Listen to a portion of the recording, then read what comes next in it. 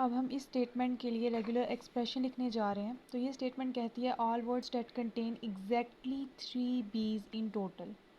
तो हमारा जो भी वर्ड होगा, जो भी स्ट्रिंग होगा, उसके अंदर हमें 3 बी तो लिखने ही लिखने हैं, मतलब 0 बी भी नहीं लिख सकते। जो टोटल उनकी लेंथ होगी बी की वो 3 होगी।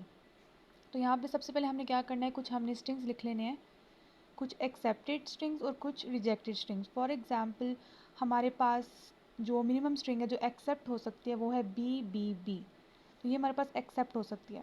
अगर हमारे पास खाली ए है तो ये रिजेक्ट हो जाएगा, क्योंकि इसमें जो बी की लेंथ है वो 0 है, जबकि स्टेटमेंट में लिखा है कि हमारे पास कितने बी होने चाहिए, हमारे पास 3 बी होने चाहिए। तो एक और स्ट्रिंग हम यहाँ पर लिखते हैं। फॉर एग्जांपल हमारे पास स्ट्रिंग है ए बी बी, तो ये भी हमारे पास रिजेक्टेड है।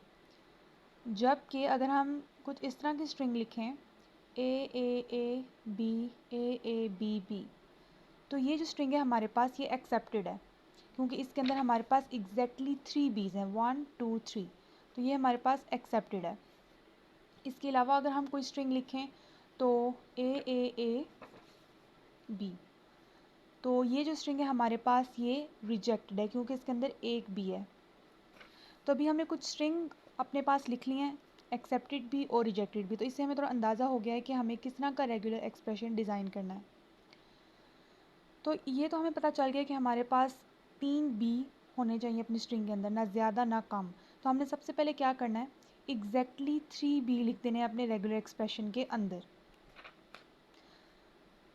तो अब बाकी हमने क्या करना है, अब इन 3 बी से पहले हमारे पास जो ए है वो 0 टाइम भी आ सकता है और उसके मल्टीपल कम्बिनेशंस भी आ सकते हैं। तो हम ए लिख के ऊपर हम स्टार लिख देंगे। स्टार का मतलब होता है 0 टाइम और ऑल कम्बिनेशंस ऑफ ए।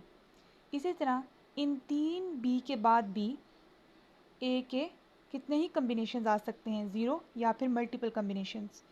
तो इस स्टेटमेंट की हमारे पास ये रेगुलर एक्सप्रेशन आ जाती है।